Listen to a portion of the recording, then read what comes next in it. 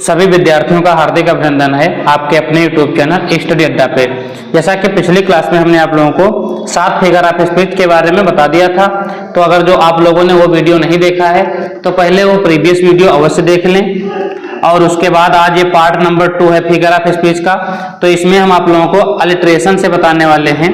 ठीक है, अलिट्रेशन को हिंदी में कहते हैं अनुप्रास अलंकार। जैसे आप लोग हिंदी में पढ़े होंगे अनुप्रास अलंकार, उसी प्रकार से इंग्लिश में भी अलिट्रेशन को कहते हैं क्या, अनुप्रास अलंकार कहते हैं। अंग्रेजी में भी फिगर ऑफ स्पीच आपको पढ़ना है। जिस प्रकार से हिंदी में अनुप्रास अलंकार था कि एक वर्ड की आवृत्ति बार बार आती है तो वहां पे अनुप्रास होता है, तो उसी प्रकार से एक लेटर की जो है आवाज या साउंड जो है बिगिनिंग में स्टार्टिंग में जो आए, ठीक है, बार बार आए, रिपीट हो, कई बार हो, ठीक है, तो उसे हम क्या कहेंगे, अलिट्रेशन कहेंगे। देखो लिखा है definition, the use of the same letter और साउंड, जो लेटर हो या फिर उसकी साउंड हो, at the beginning of words, जो वर्ड्स के बिगिनिंग में हो यानी कि स्टार्टिंग में हो, that are close to that is called alliteration, उसे हम क्या कहेंगे, अनुप्रास अलंकार कहेंगे। जैसे ही बिल्ट अ बिग बोट, तो बिल्ट में देखो बी आया है, बिग में बी है, बोट में बी है, तो बी वर्ड जो लेटर है इसकी जो है बार बार साउंड आ रही है, इसलिए यहाँ पे कौन सा फिगर ऑफ स्पीच है, तो अलिट्रेशन फिगर ऑफ स्पीच है।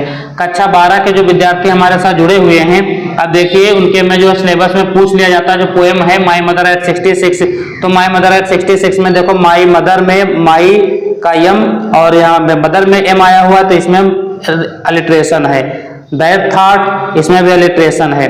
सी यू सून, तो यस यस आया है, देखो इसमें भी अलिट्रेशन है। स्टेट सील, यस में भी फार फार फ्राम, तो एफ देखो तीनों में आ रहा है, तो इसलिए इसमें कौन सा फिगर ऑफ स्पीच हुआ, तो इसमें फिगर ऑफ स्पीच हुआ अलिट्रेशन। वी विल काउंट, तो वी विल काउंट में देखो क्या डब्ल्यू डब्ल्यू आया है, तो इसलिए इसमें क्या है, फिगर ऑफ स्पीच है अलिट्रेशन। तो अलिट्रेशन आप लोग समझ गए होंगे अलिट्रेशन क्या होता है। तो अलिट्रेशन जो है, जो लेटर है वो रिपीट होता है, उसकी साउंड रिपीट होती है, ठीक है, तो उसे अलिट्रेशन कहेंगे, अनुप्रास अलंकार। नेक्स्ट है फिगर ऑफ स्पीच इमेजरी, इसको कहते हैं बिंब चित्रण, ये बहुत इंपॉर्टेंट है। The language that produces pictures in the minds of the people while reading और लिसनिंग इज कॉल्ड इमेजरी। यदि आप कुछ पढ़ रहे हैं या फिर कुछ सुन रहे हैं तो आपके मन में, माइंड में जो उसकी पिक्चर एक बन जाए, ठीक है, इमेज बन जाए, तो उसे हम कहेंगे क्या, इमेजरी कहेंगे। एग्जाम्पल देख लेते हैं, लिखा है a flori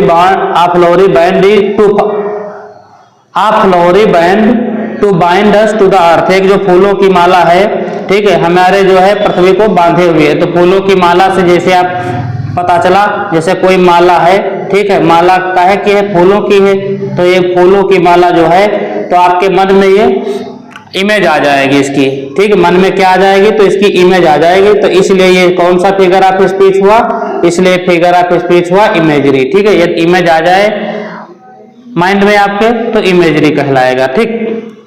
next figure of speech की बात कर लेते हैं। देखो एग्जाम्पल बहुत सारे लिखे हुए हैं, आप लोगों के सिलेबस में हैं, ठीक है, आपके सिलेबस में जो पोएम प्रेस्क्राइब है उसी में से जो पेपर में क्वेश्चन पूछे जाते हैं, तो हमने देखो सारे जो है आप लोगों के लिए स्क्रीनशॉट आप लोग ले ले, यहाँ पे मैंने इस हिसाब से सेट किया है वीडियो को, पीडीएफ को, कि ताकि आपके जो सिलेबस में जो चैप्टर है आ थिंक ब्यूटी, उसमें इमेजरी आया हुआ है फिगर ऑफ स्पीच, तो यहाँ पे जितनी भी लाइनें लिखी हैं इन सभी लाइनों में फिगर ऑफ स्पीच जो है तो इमेजरी है, परीक्षा में पूछा जा सकता है। अब नेक्स्ट बात कर लेते हैं आयरनी की। आयरनी क्या होता है देख लेते हैं। किसी स्थित आदि या असामान्य अप्रत्याशित अंश विचित्र या हास्यजनक लगे, विडंबना या व्यंग कहलाता है, उसे ही हम जो है आयरनी कहते हैं, जिसमें व्यंग हो, हंसी मजाक हो। एग्जाम्पल में भी बताएंगे आप लोगों को, और पहले डेफिनेशन इंग्लिश में भी देख लेंगे। एन अनयूजुअल और unexpected part of a situation that seems strange और अम्यूजिंग इज कॉल्ड आयरनी, यानी किसी ऐसी जो स्थिति है, कोई घटना है जो हास्यजनक लगे, विडंबना लगे कि ये ऐसा कुछ हुए नहीं है, ठीक है, आपको जो है थोड़ा विडंबना लगे, ठीक है, तो वो आयरनी कहलाएगी। ही वॉज किल्ड, वह मारा गया था, इन अ कार एक्सीडेंट, दुर्घटना में, कार एक्सीडेंट में मर गया था। सून, जल्दी ही, after the end of war, जैसे ही युद्ध समाप्त हुआ, तो जब युद्ध समाप्त हो गया तो दुर्घटना में कैसे मारा जाएगा, तो ये व्यंग लग रहा है ना, तो ये विडंबना लग रही है कि अब ऐसा हुआ ही नहीं होगा, तो हास्यजनक है, तो इसलिए इसमें आयरनी है। नेक्स्ट है फिगर ऑफ स्पीच रिपीटेशन। ये बहुत इंपॉर्टेंट है, परीक्षा में पूछा जाता है रिपीटेशन। तो इसमें देखो क्या होता है, एक है रिपीटेशन और एक होता है अनुप्रास अलंकार अलिट्रेशन। दोनों में कंफ्यूजन थोड़ा हो जाता है, तो उसको समझ लीजिए, वीडियो को पूरा देखे होंगे तो अलिट्रेशन क्या होता है, रिपीटेशन क्या होता है, मैं भी आपको बता दूंगा।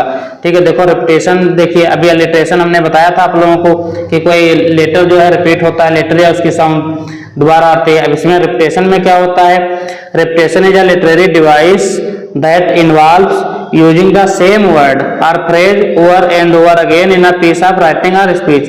जैसे बोलने या फिर लिखने में जो है वही शब्द जो है दोबारा यूज किया जाए, ठीक है, तो वहां पे जो है रिपीटेशन होगा। जैसे इसमें देखो एग्जांपल में लिखा है स्माइल स्माइल एंड स्माइल, यानी कि स्माइल स्माइल जो है बार बार आ रहा है, रिपीट हो रहा है, तो इसलिए रिपीट से याद रखेंगे रिपीटेशन। ठीक है, रिपीट, ये कोई वर्ड रिपीट हो रहा है तो आप समझ जाइए रिपीट से क्या हो रहा है, कौन सा फिगर ऑफ स्पीच है, तो रिपीटेशन फिगर ऑफ स्पीच है। विदाउट रस विदाउट इंजन, तो विदाउट देखो इसमें दो बार आया है, पूरा पूरा वर्ड रिपीट हो रहा है, ठीक है, तो ये जो है रिपीटेशन कहलाता है। और एक लेटर रिपीट होता है, अक्षर एक, ठीक है, अगले वर्ड में आता है सेम सेम अक्षर, तो अलिट्रेशन होता है। पूरा वर्ड रिपीट हो जाए तो वो रिपीटेशन कहलाता है। अगला बात कर लेते हैं सिंबोलिज्म की, प्रतीकवाद। प्रतीकवाद एक साहित्यिक उपकरण है जो शाब्दिक अर्थ से परे किसी चीज का प्रतिनिधित्व करने के लिए प्रतीकों का उपयोग करता है, सिंबल का, चाहे वे शब्द, लोग, चिन्ह, स्थान या अमूर्त विचार हों। Symbolism is a literary device that uses symbols, be they words, people, marks, locations, or abstract ideas, to represent something beyond the literal meaning। कहने का मतलब यह है कि जो साहित्यिक उपकरण है, यानी कि प्रतीकवाद एक ऐसा साहित्यिक उपकरण है, लिटरेरी डिवाइस है, जो शाब्दिक अर्थ से परे किसी चीज का प्रतिनिधित्व करने के लिए प्रतीकों का उपयोग करता है, यानी कि सिंबल का उपयोग करता है, चाहे वे शब्द जो है लोग, चिन्ह, स्थान या अमूर्त विचार हों। तो जैसे इसमें देखो green wars refer to deforestation, तो डिफॉरेस्टेशन के लिए ग्रीन वार्स का प्रयोग किया गया है।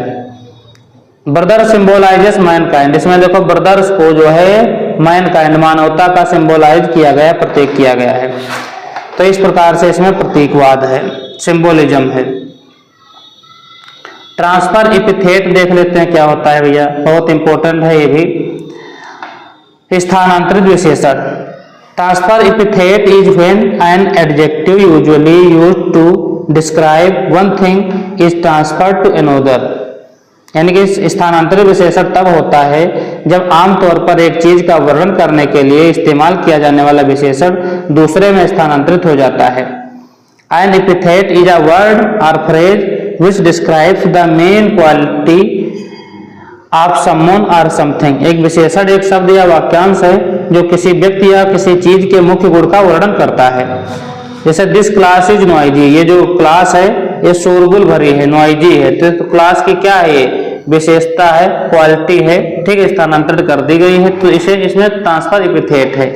Civilised dome, polish traffic and selfish cars, तो ये सब जो हैं किसके उदाहरण हैं, तो ट्रांसफर इपिथेट के उदाहरण हैं। तो आज की क्लास में हमने आप लोगों को क्या क्या बताया, रिपीटेशन बताया, इमेजरी बताया, ट्रांसफर इपिथेट बताया, सिंबोलिज्म बताया, और हमने आप लोगों को बताया अलिट्रेशन, ठीक है। तो ये सभी जो है फिगर ऑफ स्पीच हमने आज आप लोगों को बताया। पिछली वीडियो भी आप लोग देख लीजिए और आज का वीडियो भी देख लीजिए, टोटल जो है आपके 13 फिगर ऑफ स्पीच हो गए होंगे, ठीक है। और देखिए ये क्लास आप लोगों की बहुत इंपॉर्टेंट है, जो ये फिगर ऑफ स्पीच हैं ये परीक्षा में आपके पूछे जाते हैं, ठीक है। तो एक लाइन कोई दी होगी और उसमें आपको जो है पता पूछा जाएगा इसमें कौन सा फिगर ऑफ स्पीच है। यदि आप लोगों ने इसको पूरा देखा होगा तो आप लोगों को आसानी से समझ में आ जाएगा। हम बता देते हैं आप लोगों को एक बार फिर से, यदि कोई लाइन लिखी हुई है तो सबसे पहले आप लोग देखिए उसमें कोई कामा लगा है या एक्सक्लेमेशन मार्क है या फिर कोई क्वेश्चन मार्क है, ठीक है, या फिर कोई जो है अपोस्ट्रोफी है।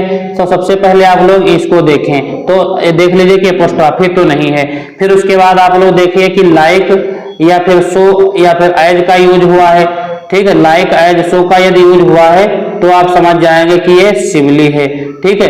यदि कोई अपोजिट वर्ड लिखे हुए हैं, ठीक है, तो आप समझ जाइए कि जो है ऑक्सीमोरन है। उसके बाद आप लोगों को देखना है कि कोई बढ़ा चढ़ा के बात तो नहीं कही गई है, तो बढ़ा चढ़ा के बात कही हो तो हाइपरबल है।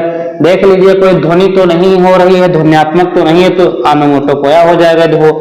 फिर आप लोगों को देखना है कोई अक्षर बार बार रिपीट तो नहीं लेटर हो रहा है, रिपीट हो रहा है तो अलिट्रेशन हो जाएगा, या पूरा पूरा वर्ड रिपीट हो रहा है तो रिपीटेशन हो जाएगा, ठीक है। तो इस प्रकार से ये है सार ट्रिक आप लोगों के फिगर ऑफ स्पीच पहचानने की।